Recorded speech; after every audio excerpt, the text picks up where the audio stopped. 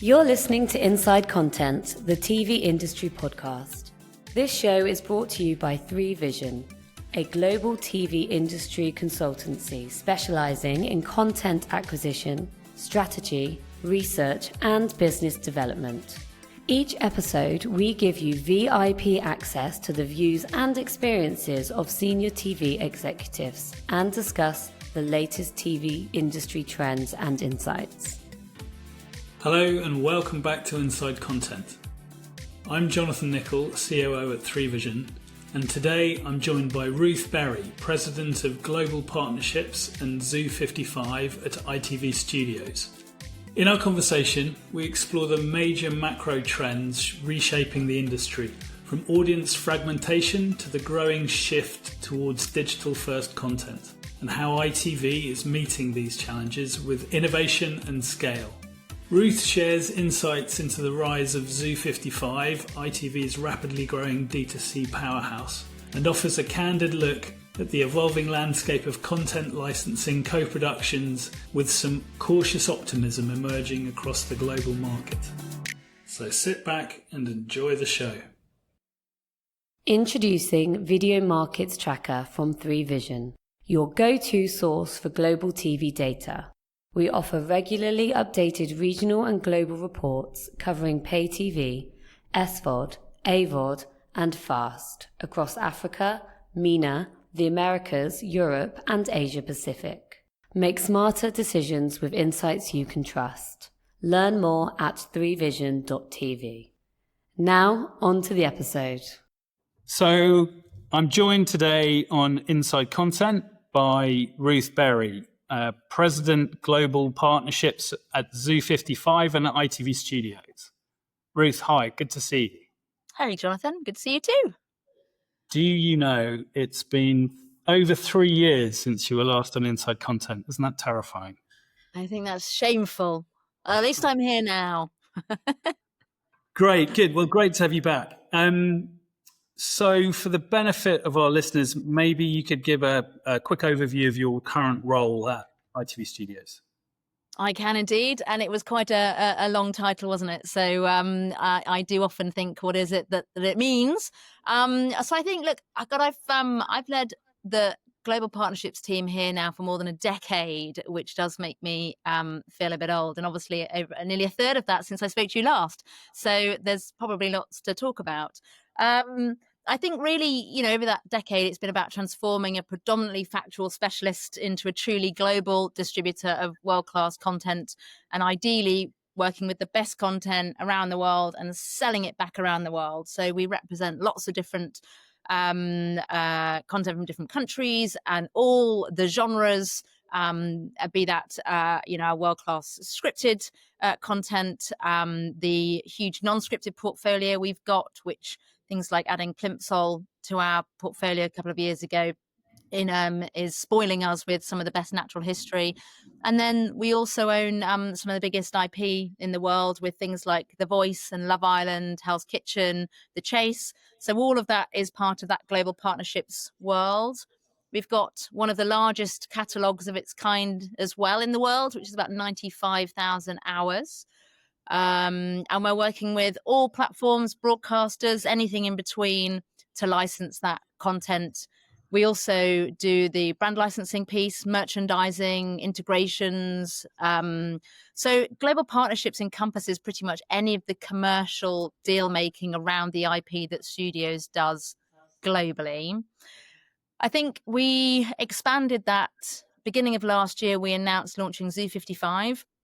So what I just explained to you initially is more of our B2B business, and Zoo55 starts to build out more of that D2C capability. So Zoo55 is very much about building out digital capability onto new platforms, getting in front of new audiences. We've got over 170 owned and operated social channels now, mostly on YouTube, Meta, TikTok, Snap, X and others, about 160 ad-supported fast channel streams, about 20 active mobile games, including the Love Island game, which I'm sure you play regularly. And that, it's one of the top 10 most played mobile games in the US. So as I said, really, my role is to lead the team focused on how we commercialize, monetize the IP as a global IP owner as ITV Studios. Brilliant. Great. Well, that's Supported myself with that. That's a lot. So for people who don't know you, I thought maybe it might be fun just to ask you a couple of outside of work questions. So firstly, what's your favorite non-ITV TV series? So that one's quite easy for me because I am a Gogglebox super fan. Right. So I love it. There's just something about it. I love it on a Friday night after a week at work. I will tune into Gogglebox and regularly crying with laughter. It also, by the way, it's a brilliant way to catch up on the TV that's happened that week. And it's a brilliant way to stay in touch with audiences and what people are watching and what they enjoy and how they comment around those shows. So I'm always a fan, be it the normal one, the celebrity one. Yeah, it's Gogglebox for me. Perfect. And who's your favorite actor? That's a harder one because there is a number of people I reckon I could go for. If I literally, as a quick thought, I'd probably go Margot Robbie. For many a reason, because I think she's just really quite a normal girl who's just knocked it out of the park. And from what I hear is also really nice with it. So I just think what's not to love about that? And she's done some amazing roles. Who would not want to play Barbie in a lifetime? Excellent. Yes, indeed. And finally, okay, so now on to slightly more serious stuff, but not too serious, hopefully. Let's talk firstly about the current trends in global markets for programming specifically. Have you seen any shifts? I guess we could kind of pitch this over the last sort of 2 to 3 years. Have you seen any shifts in what audiences are enjoying, what they want?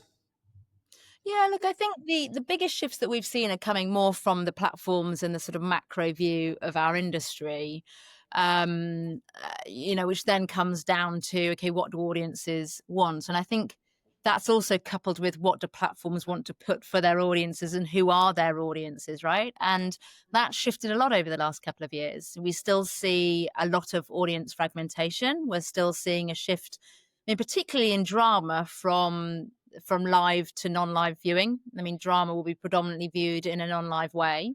And that factors into your decision making as a buyer as to what is it that I need to watch, how bingeable is this, how what's the completion rate likely to be. So I think some of the thought process around what people are buying is becoming or has become slightly different to something that I just love and know my audience is going to love. It's you're then thinking about who's going to watch it, when are they going to watch it, how are they going to watch it, and that's become a bit more complex. I think then we've seen this sort of reset in the market around streaming, and that shift towards profitability.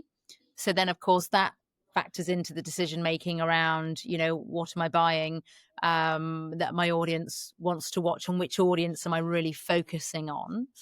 And then I think as audiences fragment, a lot of the players around the world are saying, okay, well, who is my core audience? Who do I want to go after?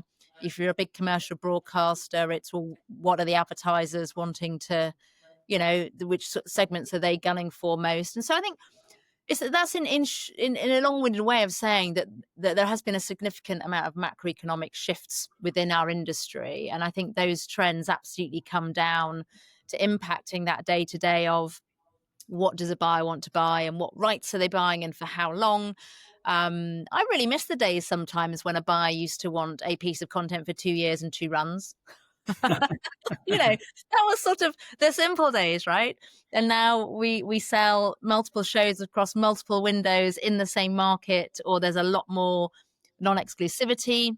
I think that's another trend we're seeing, is that I think sharing is caring more, and people are happy to share their audiences or their and their content with compatible partners, I should say. Do you think that's a function of the economic environment over the last few years, or a function of the data that people have about actually who they're targeting?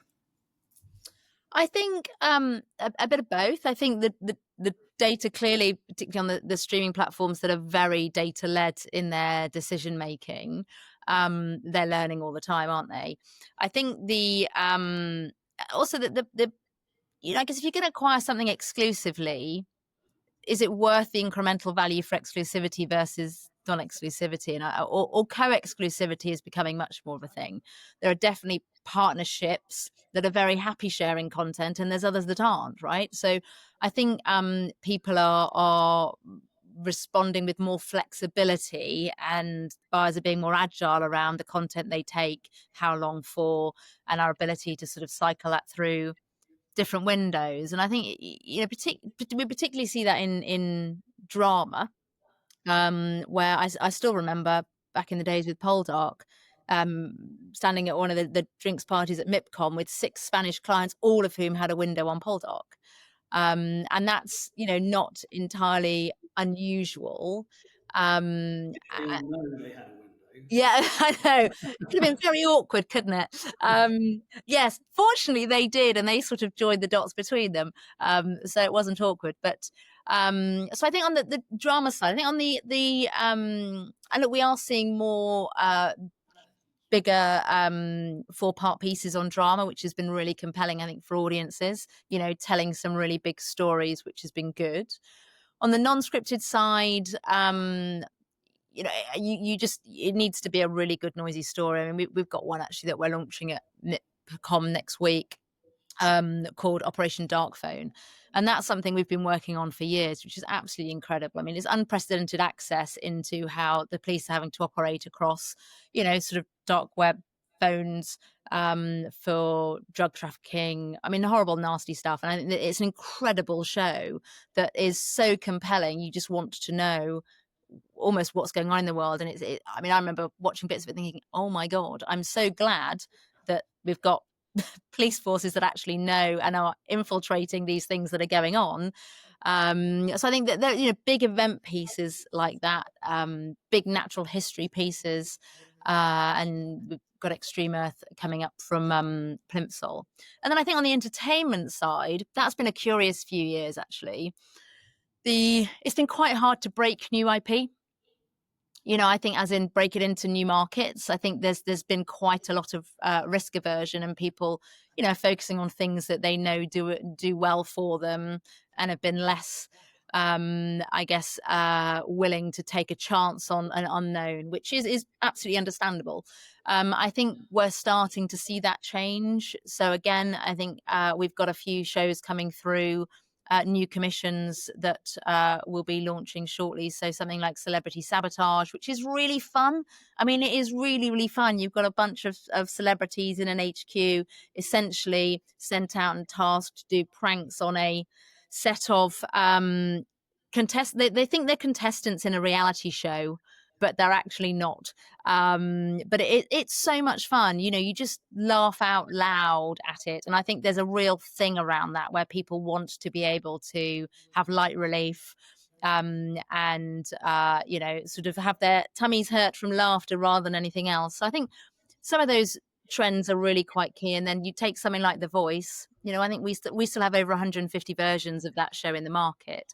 And that really hits that very bankable, does what it says on the tin, delivers big audiences still. So there's a real mix, I think, in the sort of content economy at the moment around all the different genres, and sort of what happens next is going to be really interesting. So that's, a lot of what you were saying there could be interpreted as, okay, it's been tough. The conditions have been tough over the last few years. People, so the playing it safe, is what people kind of revert to in difficult times, and when money's tight.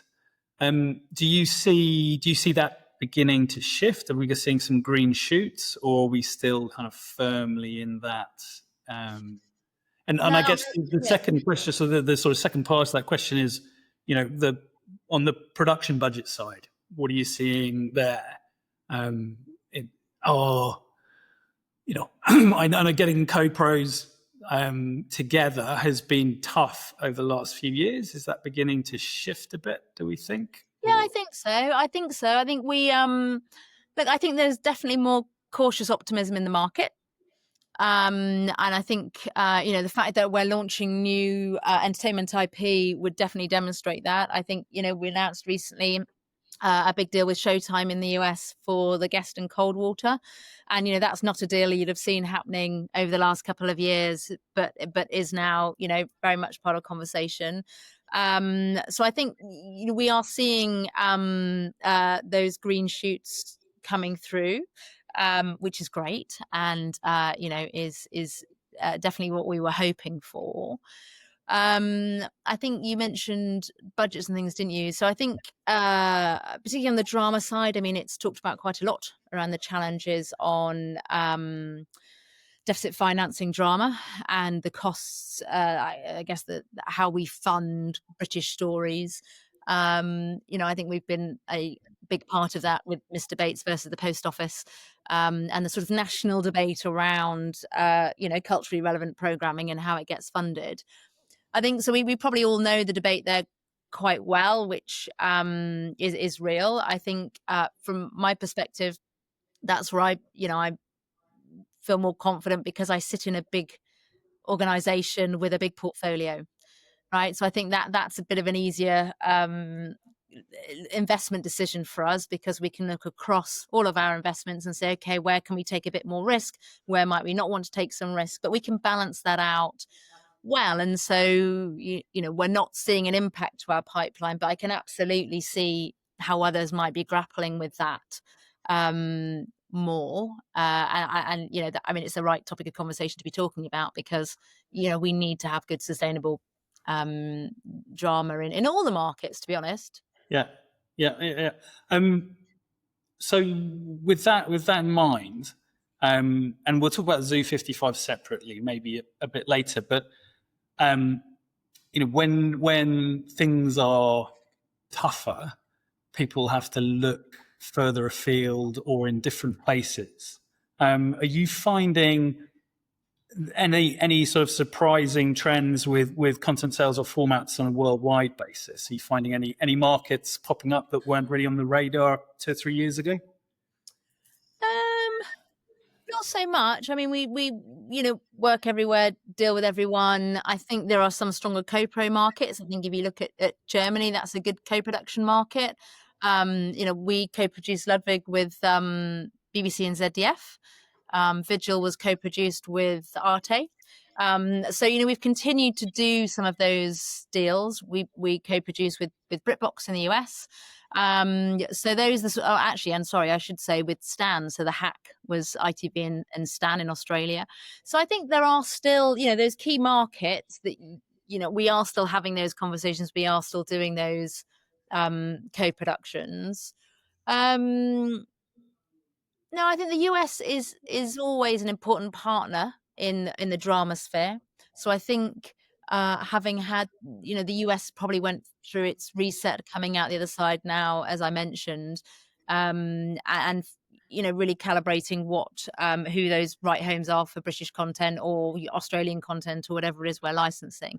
I think I'm really curious as to, we are talking to new people. So like, as I mentioned, the Showtime deal, that's slightly different from other deals we're doing around BritBox or PBS or AMC.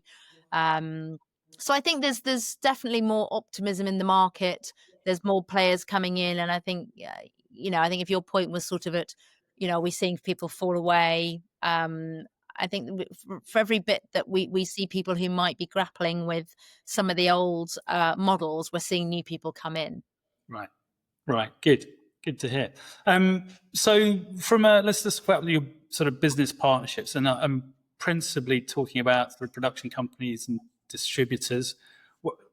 How do you see that evolved? How's it evolved recently, and what specifically has driven any of those changes, do you think? And are you referring to sort of the partnerships between, say, a TF1 and a Netflix?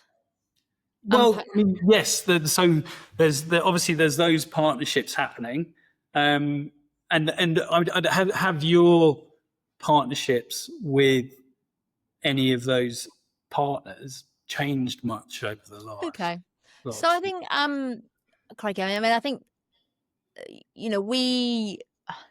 we've got a lot of different partners, right? So I think for us, it's really important that we maintain our relationships with free-to-air players. I think free-to-airs, commercial broadcasters, it's tougher, right? When audiences fragment, what is a good overnight number anymore? What's a good consolidated number anymore? What does success look like?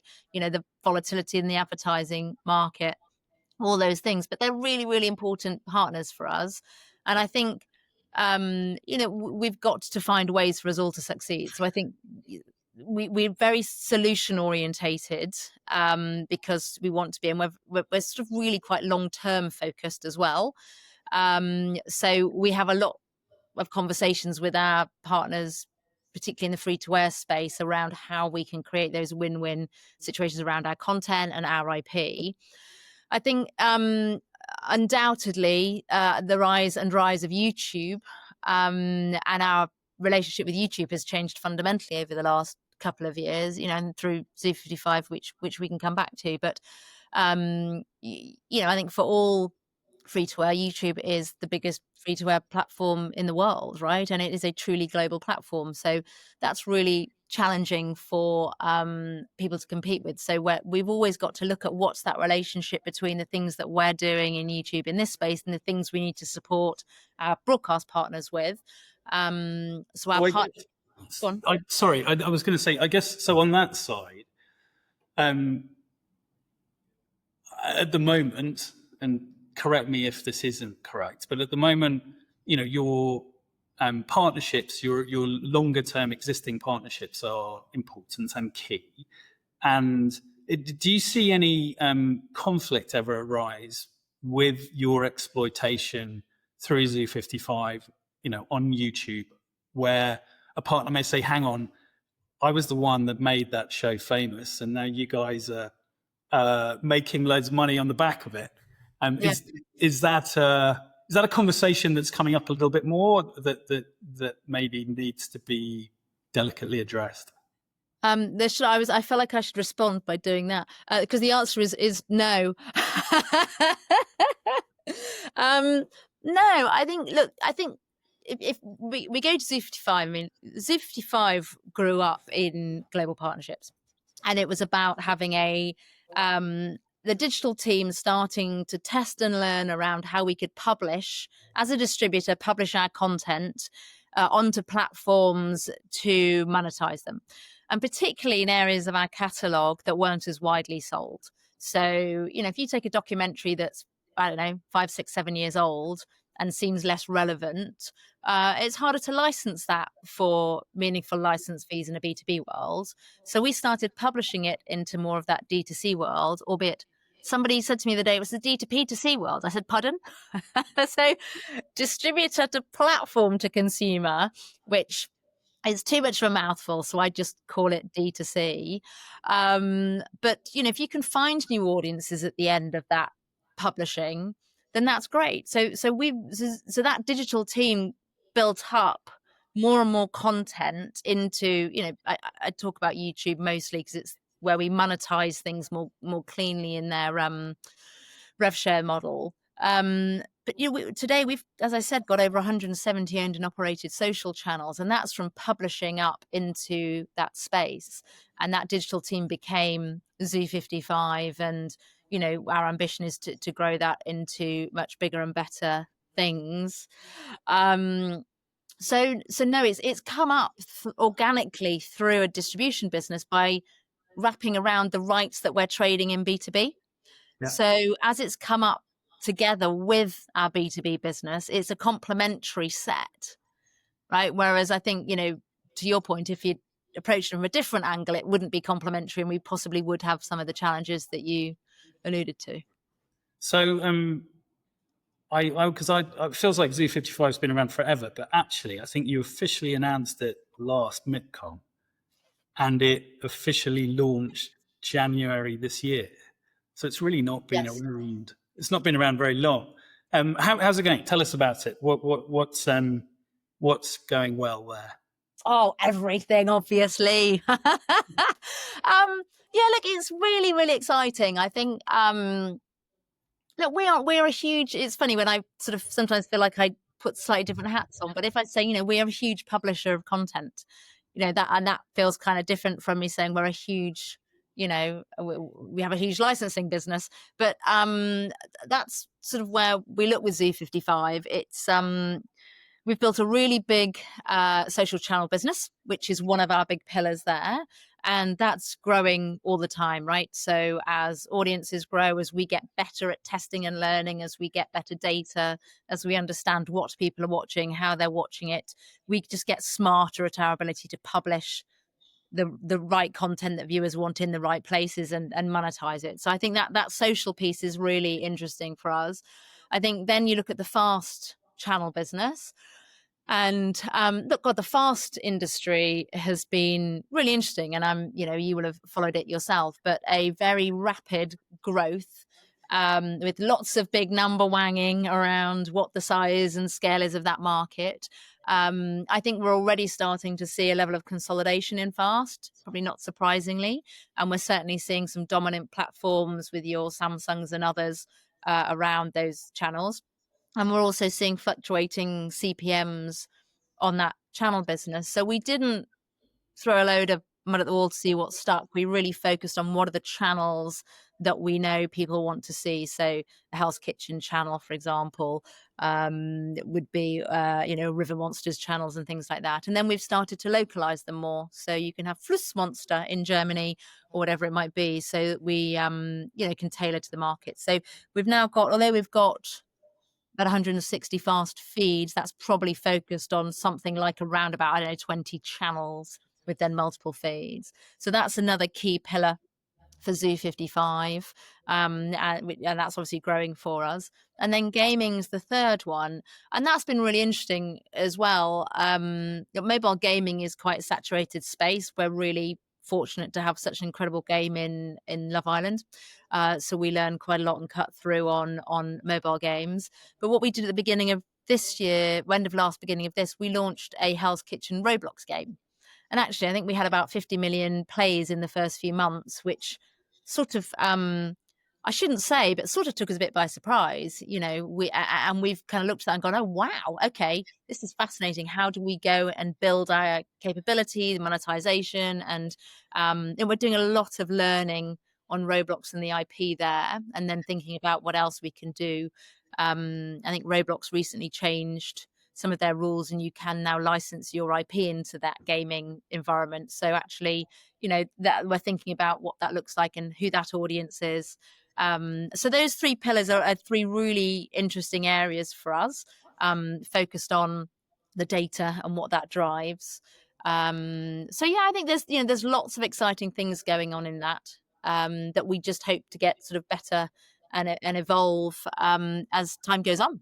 And I saw the announcement for your new space channel. Oh, yes.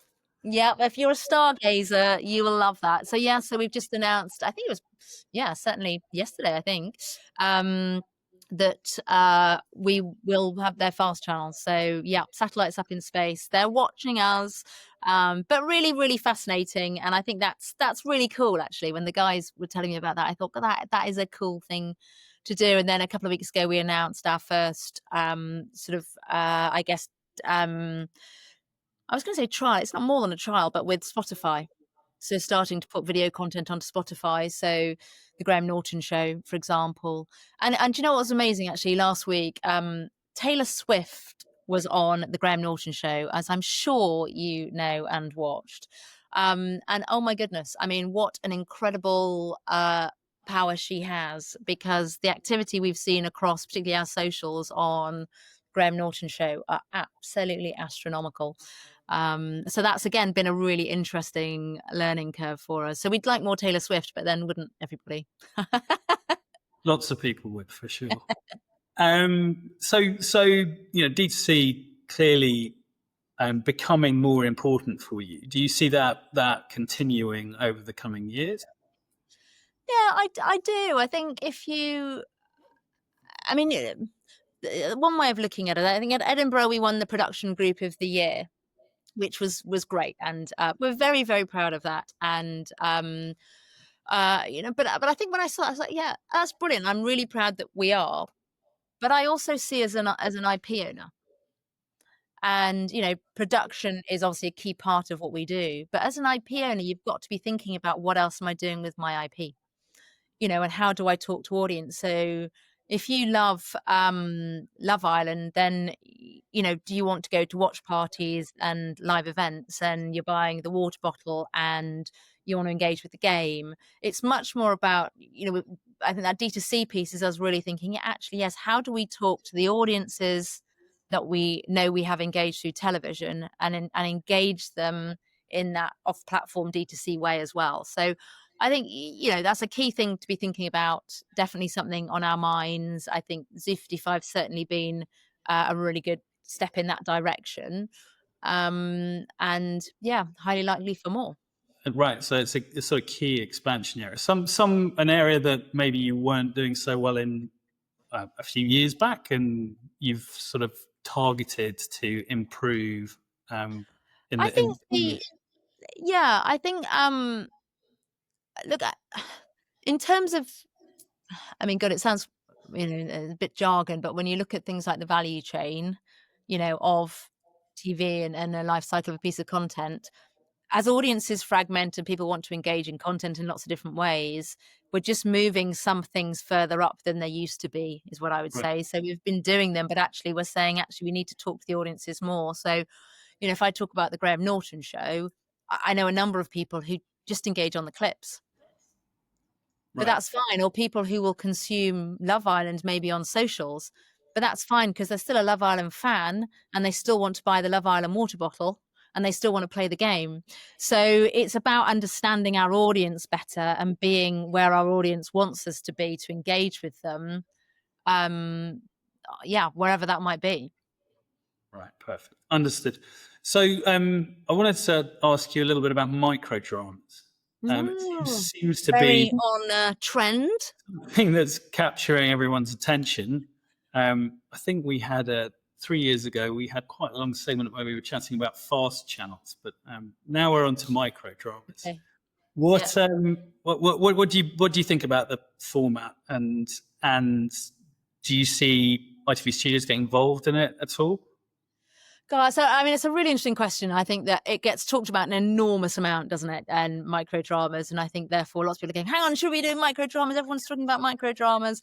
What are we doing with microdramas? And it ranges from anything around, well, hang on a minute, we've got loads of drama, can we chop it up into microdrama?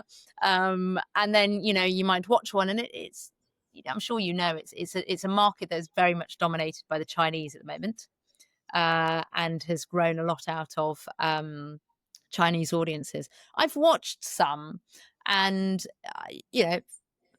no disrespect, but they are reasonably low quality videos. Yeah. They are unbelievably addictively compelling, which I found myself having to have a word around stopping watching them, because they are, they're fascinating when you start getting into that world. But I don't know. I think if you sit and you forensically look at the business models, I think it's a bit harder to lean in. Right. So I think the answer to your question would be something we definitely monitor, and absolutely we are. But I'm not sure yet that I've found the right hook. Right. It's not the first time short form has kind of come up, bubbled up. So this, I guess, is the latest version of that, and someone told me it was because fewer shows were getting greenlit in Hollywood, so there were lots of sort of actors who were looking for work, and so the microdrama seemed to be an area that was keen to employ some of these people and move it on. I don't know how true that is. Yeah, but that can be seen. In LA, definitely a lot of actors are getting extra work through, or getting work through microdramas, where there is less production to be in. But I'm not sure if that was the catalyst for microdrama growth. But I think it is keeping some of them salaried. Yeah. Good. Right. I'm conscious that we're running out of time a little bit. So just to wrap up, I wanted to ask you, are there any kind of upcoming projects or initiatives or anything that is being released from ITV or Zoo55 that you're excited to tell us about? Always. I think one of them you've already uncovered, which is Space Live. I mean, I think that's pretty cool. And that's definitely not something that, did you say 2 years and a month ago? 3 years. Oh, shame. 3 years, it definitely would not have been on a conversation we'd have been having then.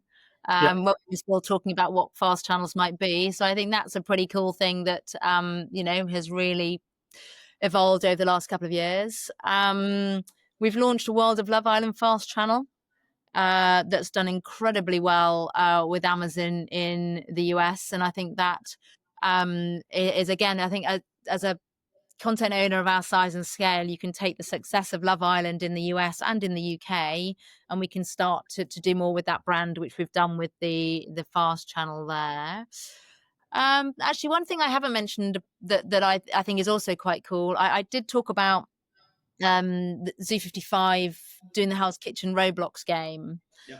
We're doing quite a bit there. There's and in fact, our team were asked to create a Roblox game for Great British Bake Off, which we've done. So that's just going live at the moment. So Star Baker.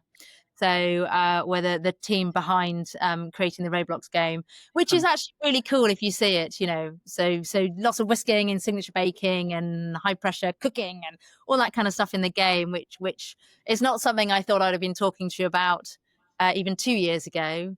So yeah, I think there's lots of cool stuff coming through. We're finding new partners to help us sort of optimize that YouTube space and learning to work with different companies there. And so I mentioned Spotify, didn't I? And I think that's partly why, I can't remember when it was, maybe beginning of this year, we announced that we'd done a deal with Vice.